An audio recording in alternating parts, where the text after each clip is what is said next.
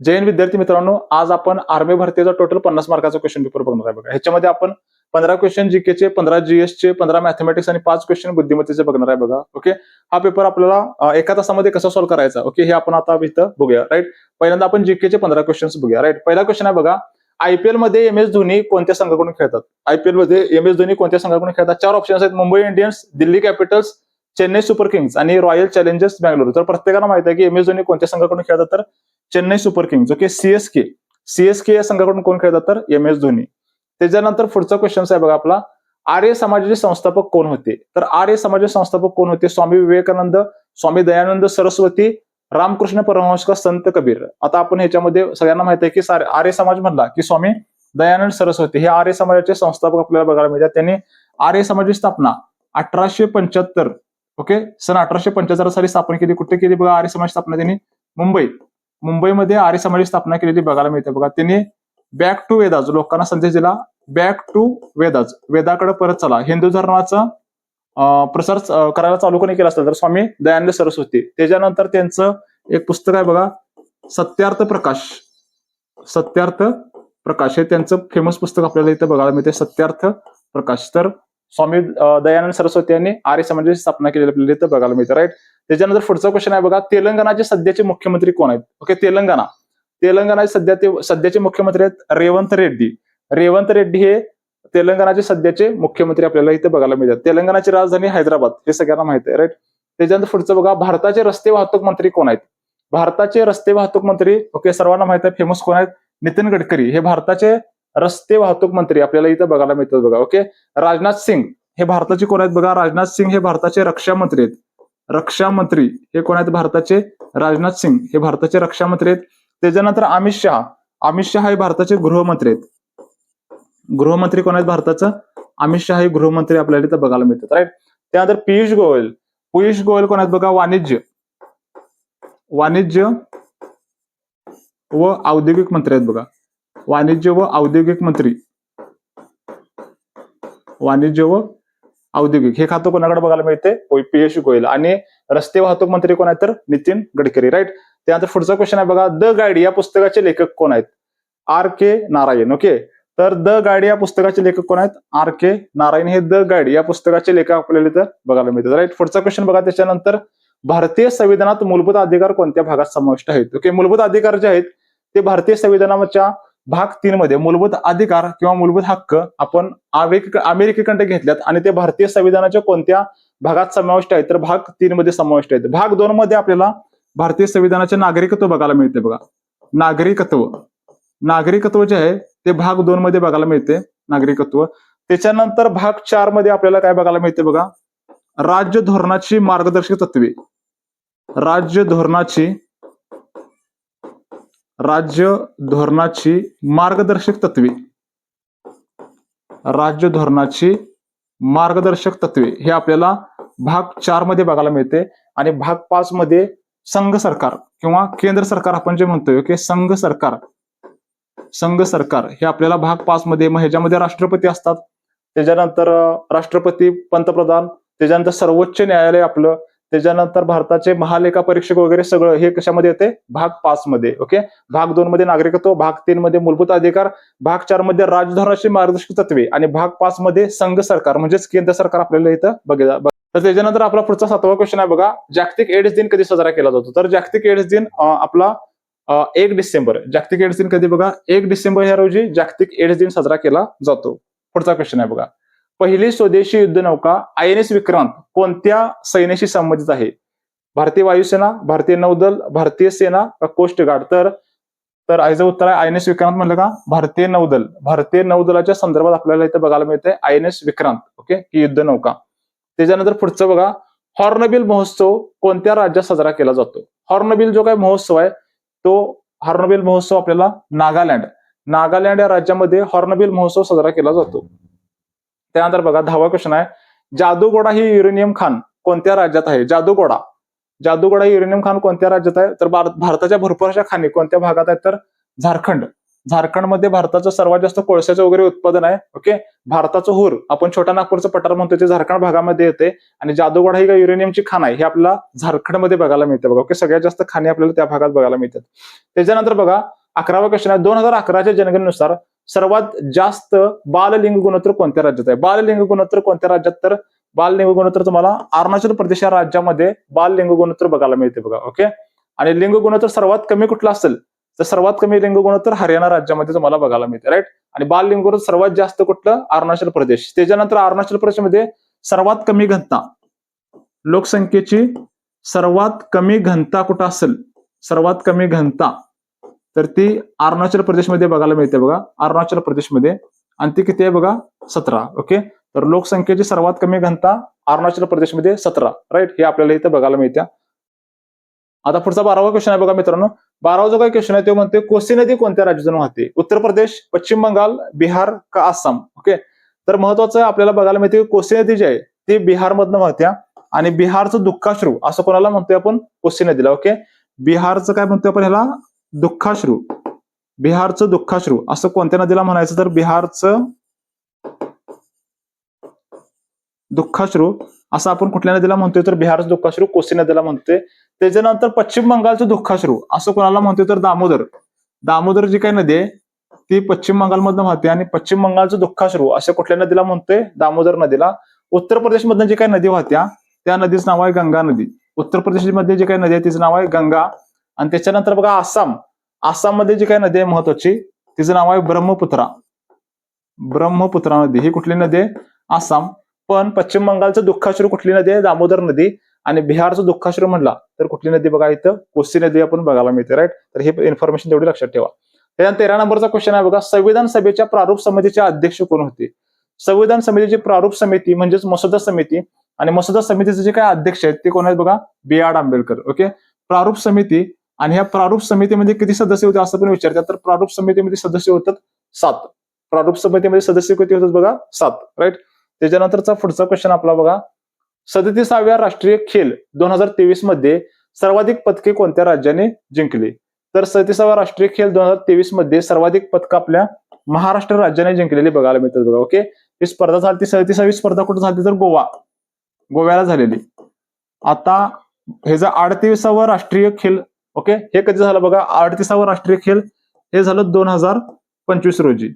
हे झालं 2025. आणि ह्याच्यात पण सर्वात जास्त पदकं कोणी घेतली असतील तर आपल्या महाराष्ट्र राज्यानं सर्वात जास्त पदकं घेतलेली आपल्याला इथे बघायला मिळतात बघा. ओके, तर आणि हे कुठं झालं?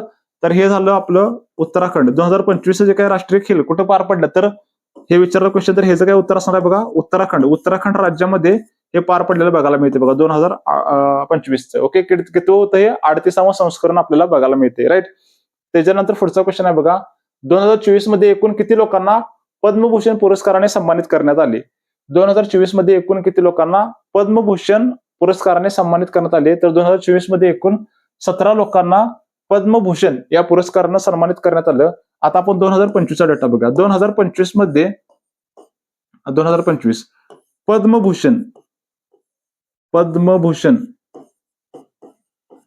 पद्मभूषण किती लोकांना मिळाला? तर 19 लोकांना मिळाला. ओके, 2025 मध्ये पद्मभूषण किती लोकांना मिळाला? 19 लोकांना. त्याच्यानंतर पद्मविभूषण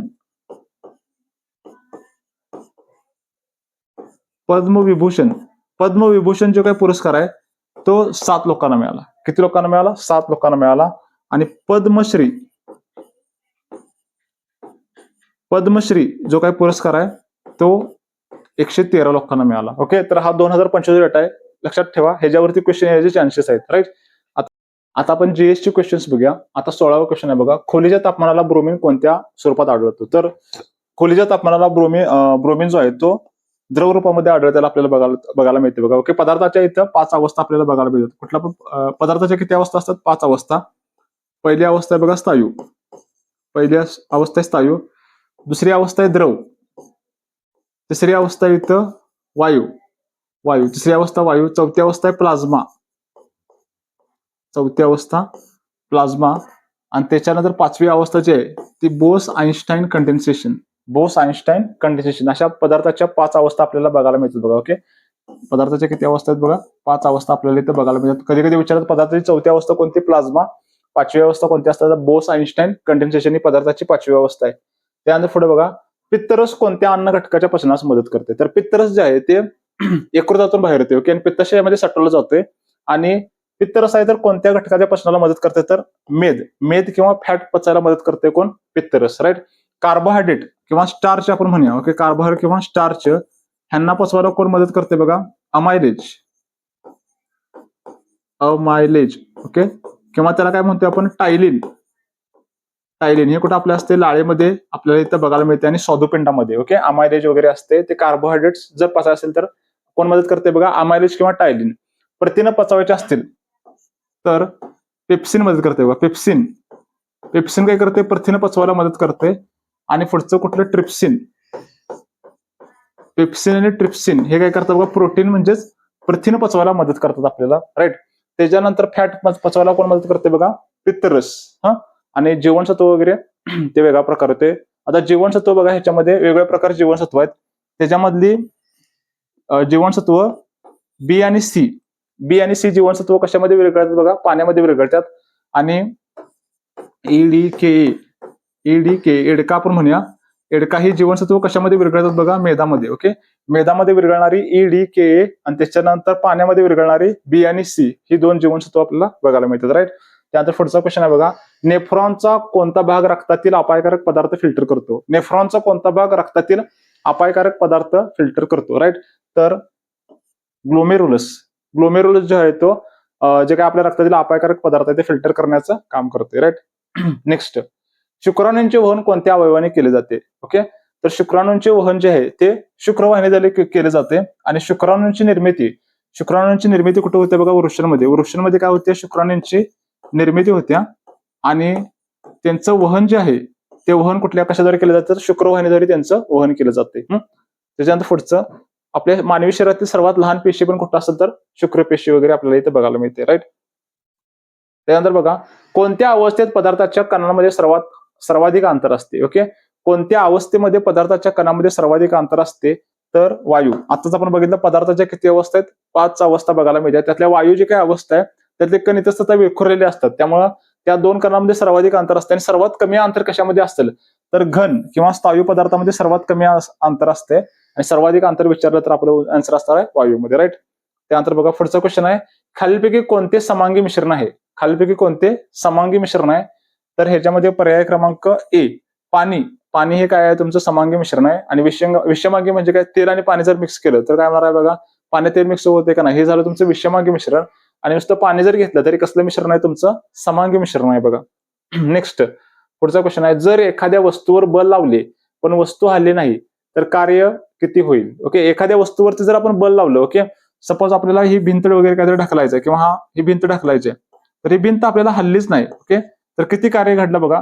तर किती कार्य घडलं? तर 0 कार्य घडलं. एखाद्या वस्तूला बल लावलं पण ती वस्तू जागेवर हल्ली नाही म्हणजे कार्य किती झालं? आपलं 0 झालं, ओके. तर कारण का कार्याचं एक काय बघा? W = force into displacement, okay. Force लावल्यानंतर काहीतरी डिस्प्लेसमेंट व्हायला पाहिजे तरच तुमचं कार्य घडलं असं आपण म्हणतोय. पण वस्तू जागेवर हल्लीच नाही तर कार्य काय झालं बघा? तुमचं 0 झालं, राईट. त्यानंतर पुढचा क्वेश्चन आहे बघा, विद्युत शक्तीचे सूत्र काय आहे? विद्युत शक्ती म्हणजेच काय? पॉवर. आणि पॉवरचं सूत्र आपल्याला इथं काय येते आपल्याला बघायचं बघा, P = V × I. पॉवरचं जे काही युनिट आहे ते काय बघा? पॉवरचं युनिट आहे वॅट. पॉवरचं युनिट काय बघायला मिळते बघा? Watt, right. नेक्स्ट, पुढचा क्वेश्चन आहे, 1 किलोवॅट मध्ये किती वॅट असतात? 1 किलोवॅट मध्ये किती वॅट असतात बघा? 1 किलोवॅट म्हणजे 1000 वॅट आपल्याला इथं बघायला मिळते. 1 किलोवॅट म्हणजे 1000 वॅट. त्याच्यानंतर कधी कधी विचारतात की 1 HP म्हणजे 1 हॉर्स पॉवर म्हणजे किती वॅट? तर 1 हॉर्स पॉवर म्हणजे 746 वॅट. 1 हॉर्स पॉवर म्हणजे 746 वॅट. एक महत्वाचं आपल्याला बघायला मिळते. कवक आणि जीवाणू हे कोणत्या गटात येतात? कवक आणि जीवाणू हे जे आहेत हे सूक्ष्मजीव गटामध्ये मोडतात बघा. ओके, कवक आणि जीवाणू काय आहेत बघा? हे कशामध्ये येतात बघा? बॅक्टेरिया वगैरे सगळं तुमचं सूक्ष्मजीव ह्याच्यामध्ये गटामध्ये मोडतात. बीज होण्याआधी कोणती अवस्था असते? ओके, बीज होण्याआधी कोणती अवस्था असते? सेम. बीज होण्याआधी कोणती अवस्था असते? तर त्याची भ्रूण. बीज होण्याआधी कसली अवस्था असते? भ्रूण म्हणजेच एम्ब्रिओ ही अवस्था आपल्याला बघायला मिळते. सायकल चालवताना मेंदूचा कोणता भाग कार्य करतो? सायकल चालवताना मेंदूचं जसं की 3 भाग असतात बघा. ओके, अग्र मस्तिष्क, मध्य मस्तिष्क आणि पश्चिम मस्तिष्क. त्याच्यामध्ये बघा सायकल चालवताना आपला महत्वाचा म्हणजे लहान मेंदू. आपल्याला कुठल्या पण बॅलन्सिंग करायचं असेल, ओके, सायकल चालवायची आहे, दोरीवरून आपल्याला चालायचं असेल किंवा इव्हन सिंपल चालायचं जरी असेल तर त्याचं बॅलन्सिंग करण्याचं काम कोण करते बघा, लहान मेंदू. त्याला काय म्हणतो आपण इथं बघा, सेरिबेलम. लहान मेंदू म्हणजे सेरिबेलम. ओके, हे काय करते आपल्याला बॅलन्सिंग, आपल्या शरीराचं बॅलन्सिंग सांभाळण्याचं काम कोण करत असेल तर हा लहान मेंदू करतोय बघा. ओके, तर हे महत्वाचा क्वेश्चन आहे. त्यानंतर पुढचा क्वेश्चन आहे, वेग बदलाच्या दराला काय म्हणतात? वेग बदलाच्या दराला म्हणतात त्वरण. वेग बदलाच्या दराला काय म्हणायचं बघा, त्वरण. त्याच्यानंतर बघा त्वरणचं युनिट आहे. त्वरणचं युनिट तुम्हाला विचारतील, अत्यंत महत्वाचं आहे. त्वरणचं युनिट काय बघा, मीटर पर सेकंदचा वर्ग. हे काय झालं तुमचं त्वरणचं युनिट आहे. त्याच्यानंतर बल. बल म्हणजे काय, फोर्स. बलाचं युनिट काय बघा इथं, न्यूटन. बलाचं युनिट आहे तुमचं न्यूटन. त्याच्यानंतर संवेग. संवेग म्हणजे काय असते बघा, वस्तुमान गुणिले वेग, m×v. ओके, मग ह्याचं युनिट काय येते बघा, वस्तुमान कशामध्ये मोजतोय आपण इथं, केजी मध्ये, आणि आपला वेग कशामध्ये असतोय, मीटर पर सेकंद. म्हणजेच तुमच्या संवेगाचं युनिट काय आहे, केजी मीटर पर सेकंद. त्याच्यानंतर वस्तुमान आहे, सिंपल वस्तुमान आपण कशामध्ये मोजणार आहे बघा, केजी मध्ये मोजणार आहे. तर हे युनिट्स माहिती असणं अत्यंत महत्वाचं आहे बघा. ओके, वेग बदलाच्या दराला काय म्हणतात इथं, त्वरण असं म्हणायचं. नेक्स्ट, सायकलचा शोध कोणी लावला? सायकलचा शोध कोणी लावला तर कार्ल ड्रेज यांनी काय केला बघा, सायकलचा शोध लावला. त्याच्यानंतर राईट बंधू. राईट बंधूंनी कशा शोध लावला तर विमानाचा. विमानाचा शोध कोणी लावला असेल तर राईट बंधू यांनी विमानाचा शोध लावलेला बघायला मिळते. पण महत्वाचं, सायकलचा शोध कोणी लावला तर कार्ल ड्रेज यांनी सायकलचा शोध लावला. नेक्स्ट, जीवनसत्व डी चे रासायनिक नाव काय? जीवनसत्व डी. ओके, आणि त्याच्यामध्ये काय असते बघा, कॅल्शियम असते, म्हणजेच कॅल्सिफेरॉल. जीवनसत्व डी ओके महत्वाचं आहे. आणि त्याचं रासायनिक नाव काय बघा, कॅल्शिफेरॉल. त्याच्या कमतरतेमुळे कोणता आजार होते बघा इथं, मुडदूस. कोणता आजार होते बघा, मुडदूस. त्याला आपण काय म्हणतो, रिकेट्स. मुडदूस म्हणजे काय म्हणतो आपण याला, रिकेट्स. त्याच्यानंतर अस्थिमृदुता. अस्थिमृदुता किंवा त्याला म्हणतोय ऑस्टिओपोरोसिस.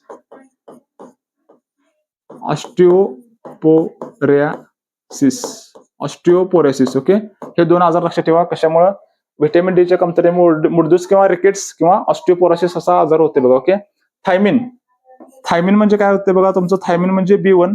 ओके, थायमिन म्हणजे B1 असते बघा. ह्याच्या कमतरतेमुळे काय होते बघा, बेरीबेरी. कुठला आजार होते बघा, बेरीबेरी हा चेतासंस्थेचा आजार आपल्याला इथं बघायला मिळते. बेरीबेरी हा चेतासंस्थेचा आजार आहे. त्याच्यानंतर रायबोफ्लेविन. रायबोफ्लेविन म्हणजे काय बघा तुमचं इथं, कुठलं विटॅमिन आहे तर हे विटॅमिन B3. Okay, riboflavin. त्याच्यानंतर पेंटॅथेनिक ऍसिड म्हणजे काय ते बघा, बी कॉम्प्लेक्स मधलं B5 ला आपण काय म्हणतोय, पेंटॅथेनिक ऍसिड. ओके, तर ही सगळी इन्फॉर्मेशन तुम्ही लक्षात ठेवा, अत्यंत महत्वाचं आहे बघा.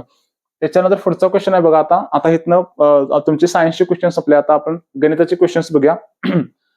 2.5 चा 1.500 गुणोत्तर काय? गुणोत्तर म्हणजे काय नाही, भागाकार. ओके, म्हणजेच काय, 2.5 भागिले 1.5. ओके, पॉइंटला पॉइंट आपण काढून टाकूया.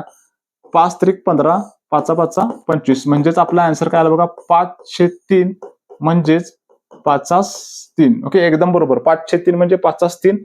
पर्याय क्रमांक 1 हे झालं. काय झालं आपलं उत्तर, एकदम सिंपल, कायच अवघड नाही. ओके, गुणोत्तर म्हणजे काय नाही, दोन राशींची भागाकाराने केलेली तुलना, म्हणजेच काय असते आपल्या इथं गुणोत्तर असते. राईट. पुढचा क्वेश्चन आहे बघा, 5/7 अधिक 3/7 पाया समान आहे, अंशांची बेरीज मारा, तुमचं उत्तर येते बघा. म्हणजेच काय बघा तिथं, 5/7 प्लस 3/7 आणि तुमचं छेद समान आहे, म्हणजे छेद समान 7, पाया समान आहे. 5 आणि 3 किती झालं बघा, 8. 8/7 पर्याय क्रमांक 2. एकदम सिंपल, कायच अवघड नाही, इझिली आपण सोडू शकता. पुढचा क्वेश्चन आहे बघा, 12ने भाग जाणाऱ्या दोन अंकी संख्या किती आहेत? 12ने भाग जाणाऱ्या दोन अंकी संख्या, जसं की 12चा पाडा, 12 के 12, 12 2 24, 12 त्रिक 36, 12 चौक 48, 12 पंचे 60, 12 संग 72, 12 7 84, 12 8 96. 12 8 96 म्हणजे 12 भाग जाणाऱ्या दोन अंकी संख्या किती आहेत? तर किती आहेत बघा, टोटल 8 संख्या आपल्याला बघायला मिळतात 12 ते 96 पर्यंत. त्यानंतर पुढचा क्वेश्चन आहे बघा, 15/500 ला टक्केवारीमध्ये रूपांतर करा. काय करायचं, टक्केवारीमध्ये रूपांतर. 15/500 टक्केवारीमध्ये रूपांतर करताना गुणिले 100 करा, तुमचं उत्तर येते. ह्या 2 शून्याला ह्या 2 शून्य गेल्या, 5 × 5, 5 त्रिक 15. हाय का नाही सांगा बघा, म्हणजेच किती टक्के, 3% फुकून टाकणार. हाय का नाही सांगा, एकदम सिंपल, एकदम इझी मध्ये. म्हणजेच 15/500 म्हणजेच किती टक्के, तर 3%. एकदम सिंपल, कायच अवघड नाही याच्यानंतर. पुढचा क्वेश्चन आहे बघा, एका सायकलने 40 मिनिटात 1.2 किलोमीटर अंतर पार केले तर त्याचा वेग किती असेल? ओके, तर बघा काय म्हणते, 40 मिनिटात किती अंतर जाते बघा, 1.2. 40 मिनिटात 1.2 तर सगळं किलोमीटर पर आवर मध्ये बघा. ओके, किलोमीटर पर आवर म्हणजे एका तासामध्ये, म्हणजे 60 मिनिटांमध्ये किती जातोय? 40 मिनिटात 1.2 तर 60 मिनिटांमध्ये किती जातो हे आपण काढूया. तिरकस गुणाकार करा आता. ह्याचा तिरकस गुणाकार 60 गुणिले 1.2 भागिले किती बघा तुमचं इथं 40.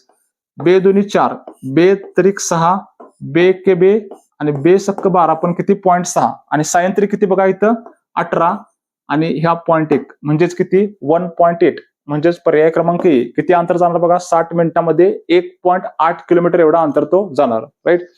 पुढचा क्वेश्चन बघा. त्याच्यानंतर बघा दोन संख्यांची सरासरी किती आहे 20 आहे. त्यापैकी एक संख्या 28 असल्यास दुसरी संख्या किती. राईट. आता सरासरी म्हणजे तुम्हाला माहित आहे सरासरी म्हणजे बेरीज भागिले एकूण संख्या. सरासरी म्हणजे काय असते बघा बेरीज भागिले एकूण संख्या किती आहे त्याला म्हणायचं सरासरी. आता इथं काय म्हणते बघा दोन संख्यांनी सरासरी दिल्या 20 त्यापैकी एक संख्या 28 असल्यास दुसरी संख्या कोणती. त्यातली एक संख्या किती आहे बघा 28. दुसरी संख्या आपल्याला माहित नाही x मानूया भागिले 2. भागिले 2 का जेवढ्या संख्येत किती आहेत बघा 2 आहेत भागिले किती करायचं तेवढं करायचं. आणि इज इक्वल टू सरासरी किती म्हणते त्यांची सरासरी किती आहे बघा 20. ओके. पहिली संख्या 28 प्लस दुसरी संख्या किती आहे ते आपल्याला माहित नाही. सरासरी म्हणजे दोन संख्या. ओके. आणि त्यामुळे छेदामध्ये किती घ्यायचं 2 घ्यायचं. इज इक्वल टू सरासरी किती आहे तुमची 20. आता ह्यांचं आपण सॉल्व्ह करून घेऊया. हे जे भागिले तिकडे गेल्यानंतर गुणिले म्हणजेच 28 plus x is equal to 20 दुनी 40. 20 दुनी 40. आता बघा x ची किंमत काढूया आपण. 40 आहे तसं हे प्लस आहे तिकडे गेल्यावर काय होणार बघा इथं मायनस होणार. ते काय होणार बघा मायनस होणार म्हणजेच x इज इक्वल टू 40 वजा 28 म्हणजेच किती आलं बघा तुमचं इथं 12. म्हणजेच कुठे दिसते बघा ए. बघा इथं पर्याय क्रमांक ए. हे काय झालं तुमचं इथं आन्सर झालं. एकदम सिंपल कायच अवघड नाही. सरासरीवरती हा क्वेश्चन आहे. त्याच्यानंतर पुढचा क्वेश्चन आहे बघा जर त्रिकोणाच्या बाजू 9 मीटर 10 मीटर आणि 14 मीटर असतील तर त्याची परिमिती किती. परिमिती म्हणजे त्रिकोणाच्या तिन्ही बाजूंची बेरीज. राईट. आता त्रिकोणाच्या 3 बाजू आपल्याला इथे दिल्यात बघा त्यांनी. एक बाजू आहे समजा 9 दुसरी किती म्हणते 10 मीटर तिसरी किती म्हणते 14 मीटर आणि त्याची परिमिती म्हणजे तिन्ही बाजूंची बेरीज म्हणजे 9 प्लस 10 प्लस 14 आणि ह्यांची बेरीज किती येते बघा 19 आणि हे 14. 19 आणि 14 किती आलं बघा तुमचं उत्तर इथं 33. तर पर्याय क्रमांक डी हे काय झालं तुमचं उत्तर. एकदम सिंपल कायच अवघड नाही. ओके. परिमिती काढावल्या त्रिकोणाच्या तिन्ही बाजूंची बेरीज करा तुमचा आन्सर येते परिमिती. त्याच्यानंतर बघा एका खोलीची लांबी 15 मीटर आणि रुंदी 10 मीटर असल्यास त्यांचे गुणोत्तर किती. गुणोत्तर म्हणजे काय दोन राशींची भागाकार केलेली तुलना. राईट. मग 15 भागिले काय करायचं बघा तुम्हाला इथं 10 आणि त्यांचं काय पाहिजे गुणोत्तर पाहिजे आहे 5 त्रिक 15 आणि 5 दुनी 10 म्हणजे काय गुणोत्तर आहे 3:2. हा तर 3:2 कुठे आहे बघा इथं पर्याय क्रमांक ए. बरोबर सॉल्व्ह करायचं कारण 3:2 इथं 2:3 पण आहे बघा. ओके. गडबडीने चुकून तुम्ही ह्याला मारू शकता आन्सर काय आपलं ए चाललं पाहिजे. पुढचा क्वेश्चन आहे बघा 300चा 10% किती. 300च्या 10% किती. 300 चा म्हणजे गुणाकार 10 आणि टक्के म्हणजे काय असते भागिले 100. टक्के म्हणजे भागिले 100. ह्या 2 शून्याला ह्यातल्या 2 शून्य गेल्या 10 त्रिक 30. 300च्या 10% किती होते बघा 30 होते. राईट. एकदम सिंपल आहे. तुम्ही बघून पण सांगू शकता. 10% म्हणजे काय फक्त एक घर ह्या साईडला यायचं एक घर ह्या साईडला म्हणजे उत्तर किती आलं तुमचं इथं 30. राईट. पुढचा क्वेश्चन आहे. त्याच्यानंतर जर एखाद्या संख्येला दुप्पट करून 72 जोडले आणि उत्तर 222 मिळाले तर संख्या कोणती असेल. तर ती संख्या कोणती. काय म्हणते एखाद्या संख्येची दुप्पट केली ती संख्या माहित आहे का काय माहित नाही त्याला आपण एक्स म्हणूया. ती संख्या काय म्हणूया एक्स म्हणूया. तिची दुप्पट केली बघा त्याची दुप्पट केली त्यात 72 जोडले म्हणजे प्लस त्यात 72 जोडले तर उत्तर किती येते म्हणते बघा इथं 222. एखादी संख्या कसं केलं बघा एखादी संख्या माहित आहे का माहित नाही. एक्स म्हणलो तिची दुप्पट केली म्हणजे त्याला 2 न गुणलं त्याच्यात 72 जोडलं प्लस 72 केलं तर किती मिळते बघा 222. तर ती संख्या कोणती आपण सॉल्व्ह करूया बघा ह्याच्यामध्ये. हे 2 एक्स आहे तसं ठेवूया आपण. हे 222 हे 72 प्लस आहे तिकडे गेल्यावर काय होणार बघा इथं मायनस होणार. काय होणार इथं मायनस. त्याच्यानंतर बघा 2x इज इक्वल टू ह्या 2 ला 2 गेलं म्हणजे 220 मधनं 70 गेलं किती आलं बघा तुमचं 220 मधनं 70 गेलं म्हणजे 150 इज इक्वल टू 150 भागिले 2 आणि 150 भागिले 2 म्हणजे किती उत्तर आलं बघा त्याच्या निम्म म्हणजेच 75. ओके. कुठल्या पण संख्येला 2 न भागलं तर त्याचे निम्म होते आणि 150चे निम्म किती 75 म्हणजेच पर्याय क्रमांक बी हे काय झालं तुमचं इथे उत्तर झालं. असं तुम्ही एकदम सिंपल वेनं सॉल्व्ह करू शकता. पुढचा क्वेश्चन आहे एका त्रिकोणाच्या बाजू 6 मीटर 11 मीटर आणि 9 मीटर आहेत त्यांची परिमिती किती असेल. त्रिकोणाच्या बाजू किती बघा मगासारखंच. ओके. 6 मीटर एक त्रिकोण आहे त्याच्या बाजू दिलेत आपल्याला. एक बाजू आहे 6 मीटर दुसरे 11 मीटर आणि तिसरे 9 मीटर आणि त्यांची परिमिती काढायची सेम मगासारखंच. बेरीज करा त्यांची परिमिती म्हणजे तिन्ही बाजूंची बेरीज करा तुमचं उत्तर येते बघा. ओके. 11 9 20 आणि 20 आणि 6 किती बघा तुमचं 26 म्हणजे परिमिती किती आहे 26. पर्याय क्रमांक सी हे झालं तुमचं उत्तर. परिमिती जेव्हा जेव्हा म्हणणार तेव्हा त्या बाजूंची काय करायची, बेरीज करा, तुमचं उत्तर येते. चौकोन असेल तर चौकोनांची बेरीज, आयत असेल तर आयताची बेरीज आणि त्रिकोण असेल तर त्रिकोणाच्या तिन्ही बाजूंची बेरीज तुमची परिमिती असणार आहे 100%. आता पुढचं बघा महत्वाचं पदावलीमधलं एक एक्झाम्पल आहे बघा. ह्याच्यामध्ये आपण लिहून घेऊया पहिल्यांदा काय एक्झाम्पल आहे. 4 गुणिले 3 वजा 1 गुणिले 8 आणि इथं भागिले 2 कसं पण लिहा, त्या साईडला लिहा किंवा भागिले 2 लिहा. पहिल्यांदा काय करायचं असतं, कंचे भागू बेवनुसार पहिल्यांदा करायचं असते भागाकार. आपण पहिल्यांदा भागाकार करून घेऊया. बे के बे, बेन चोक 8, बेन चोक 8 म्हणजे 4चा बाहेर आला. इथं पण गुणाकार करून घ्या. भागाकार नंतर गुणाकार करा. 4 त्रिकम 12, 4 त्रिकम 12 वजा 4 एक्के 4. त्याच्यानंतर बघा 12तनं 4 गेले किती उत्तर आलं तुमचं 8.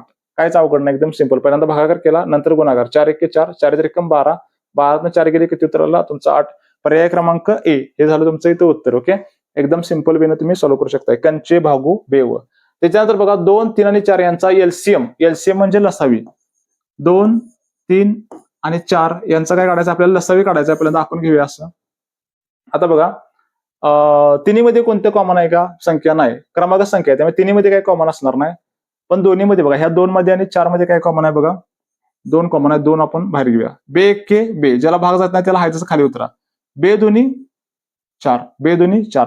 परत भाग जातोय का बघा, आता परत भाग जात नाही. आता काय झालं, सपलं. आता काय करा, सगळ्यांचा गुणाकार करा, तुमचं उत्तर येते बघा. म्हणजेच एलसीएम किंवा लसावी बरोबर सगळ्यांची बेरीज. सामायिक आणि असामायिक अवयवांचा गुणाकार 1, सामायिक अवयव 2 आहे, त्यानंतर 1 गुणिले 3 गुणिले 2 सगळ्यांचा ह्या गुणाकार करायचा बघा. ओके, ह्या सगळ्यांचा गुणाकार तुमचा आन्सर असणार आहे 3 दुनी 6 आणि 6 दुनी 12. म्हणजे उत्तर किती आहे बघा तुमचं इथं 12. पर्याय क्रमांक सी हे झालं तुमचा उत्तर. हा झाला तुमचा लसावी. ओके, एकदम सिंपल वेने तुम्ही सॉल्व्ह करू शकता. लसावी म्हणजे सामायिक आणि असामायिक अवयवांचा गुणाकार. सामायिक अवयव कोणता आहे फक्त तुमचा 2 आणि 1, 2 आणि 3 हे असामायिक अवयव. सगळ्यांचा गुणाकार म्हणजे काय असतो तुमचा लसावी असते. राईट. पुढचा क्वेश्चन आहे बघा. हे समीकरण दिले आपल्याला. ओके, आणि ह्याचं घटक काय असतील ह्याचं फक्त आपल्याला काय करायचं, फॅक्टरायझेशन करायचं आहे, अवयव पाडायचं. आता बघा कसं अवयव पाडायचं. ह्या 8चा असा अवयव पाडा की त्यांची बेरीज किती आली पाहिजे बघा 6. राईट. मग आता कसं येतील बघा, 8चा असं फोड करायची की बेरीज किती आली पाहिजे 6. यांची बेरीज किती आली पाहिजे 6 आली पाहिजे. राईट. आता बघा काय काय येते मग, बेन चोक 8, बेन चोक 8. राईट. यांचा गुणाकार 8 आला पाहिजे आणि बेरीज किती आली पाहिजे बघा 6 आली पाहिजे. यांचा येतो का बघा. आता पण चिन्ह बघा, ह्याला पण प्लस चिन्ह आणि ह्याला पण कुठलं चिन्ह आलं पाहिजे प्लस. हाय का नाही सांगा. ह्यांची बेरीज करा किती येते 6 आणि ह्यांचा गुणाकार मारा 8 येतो का बघा, म्हणजे आपलं बरोबर आहे. राईट. मग फॅक्टरला फक्त एक्स लावा. एक्स प्लस 2 हा एक फॅक्टर आणि एक्स प्लस 4 हा कुठला फॅक्टर, हा दुसरा फॅक्टर. कुठे दिसतंय बघा तुम्हाला, पर्याय क्रमांक ए मध्ये हे तुम्हाला दिसतंय. एकदम सिंपल आहे. ओके, वर्ग समीकरण टॉपिक मधला क्वेश्चन आहे. इथलं जे काय असणार आहे ओके, ह्याची फक्त फोड करायची आणि त्याची बेरीज किंवा वजाबाकी तेवढी आली पाहिजे. तुमचा आन्सर तुम्हाला एकदम सिंपल वेने येते. पुढचा क्वेश्चन आहे बघा. जर 12 व्यक्ती एक काम 36 दिवसात करू शकतात तर 8 व्यक्ती ते काम किती दिवसात करतील. 12 व्यक्ती एक काम, तर काय सूत्र वापरायचं बघा इथं, M1 D1 is equal to M2 D2. M1 D1 is equal to M2 D2. M म्हणजे माणसं आणि D म्हणजे काय असते, दिवस असते. किती व्यक्ती बघा इथे दिले, 12 व्यक्ती एक काम किती दिवसामध्ये करू शकतात बघा 36 दिवसात. 12 व्यक्ती एक काम 36 दिवसात करू शकतात, तर तेच काम 8 व्यक्ती किती दिवसात करू शकतील. 8 व्यक्ती किती दिवसात म्हणजे D2 काढायचा आहे आपल्याला. बघा ह्यांचा गुणाकार अजिबात करायचा नाही, एकदम सुट्ट ठेवायचं, सुट्ट ठेवा. 12 गुणिले 36 हे इकडे गुणिले इकडे आल्यानंतर भागिले होणार आणि D2 काढा. 4 दुनी 8, 4 त्रिकम 12, बे के बे, बे के बे, बे 8 16 आणि 18 त्रिक 54. म्हणजेच D2 बरोबर किती उत्तर आलं बघा इथं 54. म्हणजे किती दिवस लागणार बघा 54 दिवस. म्हणजेच पर्याय क्रमांक सी असं तुमचं काय होणार आहे, उत्तर येणार आहे. एकदम सिंपल आहे, काहीच अवघड नाही. Okay, M1 D1 M2 D2 काम तेच आहे, त्यामुळे W1 is equal to W2 होऊन जाते, कॅन्सल होते ते. नेक्स्ट पुढचा क्वेश्चन आहे बघा. जर एका रांगेत एक व्यक्ती सुरुवातीपासून 7वा आणि शेवटून 22वा असेल तर त्या रांगेत एकूण किती व्यक्ती असतील. ओके, एक रांग आहे संपोज, ही अशी एक रांग आहे, तर ह्याला आपण सुरुवात म्हणूया. ओके, सुरुवात म्हणजे स्टार्ट आणि इथं काय आहे बघा तुमचं इथं एंड, एंड म्हणजे शेवट आहे. एखाद्या व्यक्तीचा सुरुवातीपासून कितवा क्रमांक आहे बघा, इथं व्यक्ती समजा सुरुवातीपासून त्या व्यक्तीचा क्रमांक आहे 7वा, सुरुवातीपासून कितवा क्रमांक आहे 7वा आणि शेवटून म्हणजे एंड करून कितवा क्रमांक आहे बघा त्याचा 22वा, एंड करून कितवा क्रमांक आहे 22वा, तर त्या रांगेत एकूण व्यक्ती किती आहेत. ओके, आता आपण सूत्र बघा इथं, टोटल इज इक्वल टू सुरुवातीपासून क्रमांक प्लस शेवटून क्रमांक वजा 1.